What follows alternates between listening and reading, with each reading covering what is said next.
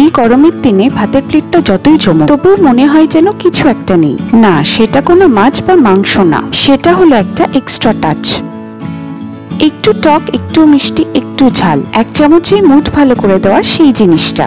আর সেই কারণেই আজ রান্নাঘরে বানাচ্ছি একেবারে সহজ, ঘরোয়া অথচ একেবারে প্লেট হিট কাঁচা আমের চাটনি। এটা রোজকার খাবারকে একটু স্পেশাল করে তোলার ছোট্ট এক টিপস। সকলকে রুবি আন্টির কিচেনে স্বাগত। আপনারা সবাই কেমন আছেন? আশা করছি সবাই ভালো আছেন, সুস্থ আছেন। কাঁচা আমের এই চাটনিটা বেশ ঝটপট হয়ে যায়, না বেশি মশলা, না বাড়তি ঝামেলা। আচ্ছা, এখানে তো আমরা কাঁচা আম ব্যবহার করব, কিন্তু তার সাথে আমরা ব্যবহার করছি চিনি, ভাজা মশলা আর কিশমিশ। ভাজা মশলায় ব্যবহার করছি আমি ভাজা জিরে। ভাজা মশলাটাকে আমি কিভাবে তৈরি করলাম ছোট্ট করে বলে দিই, তাহলে আপনাদের অসুবিধা হবে না। ভাজা মশলাটা আমি আগে থেকে একটু বেশি করে বানিয়ে স্টোর করে রাখি, তাহলে যে কোনো রান্নায় চটপট ব্যবহার করা যায় আর বেশ সুবিধা হয়। ভাজা মশলাটা করার জন্য আমি এখানে গোটা জিরে নিয়েছিলাম। শুকনো গরম কড়াইতে হালকা লাল ভাজা করে নিয়ে জিরেটাকে মিক্সিতে গুঁড়ো করে নেব। তারপরে ঠান্ডা হয়ে গেলে একটা ছোট কন্টেনারে স্টোর করে রেখে দেবো।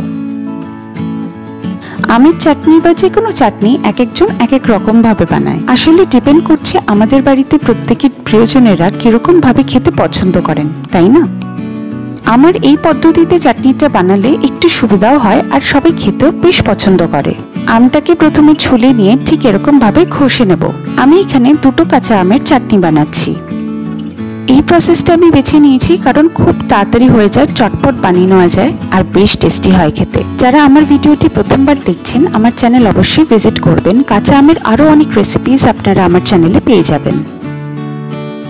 এবার আমটা ঘষে নেওয়ার পর কড়াইটা গরম হয়ে গেলে আমরা চিনিটাকে এখানে দিয়ে দেবো। চিনিটা দিয়ে বেশিক্ষণ অপেক্ষা করব না, আস্তে আস্তে গলতে শুরু করে দিলেই আমরা আমগুলোকে দিয়ে দেবো। তারপর আস্তে আস্তে মিশাতে থাকবো।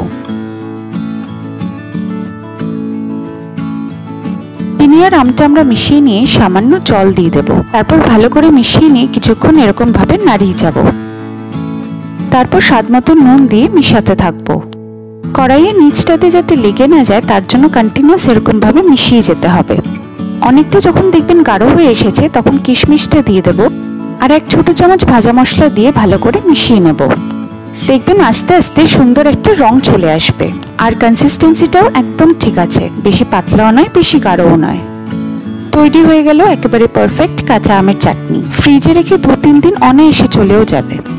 আপনারা রেসিপিটা বানিয়ে অবশ্যই কমেন্টে জানাবেন কেমন হয়েছে খেতে। ভালো লাগলে প্রিয়জনদের সাথে শেয়ার করে দেবেন। আর হ্যাঁ, সাবস্ক্রাইব করতে কিন্তু ভুলবেন না, কারণ এই রান্নাঘরে রোজই কিছু না কিছু টক ঝাল মিষ্টি নিয়ে গল্প হয়। খুব তাড়াতাড়ি আমি আমার আরেকটি রেসিপির ভিডিও আপনাদের সাথে শেয়ার করব। ভালো থাকবেন, সুস্থ থাকবেন।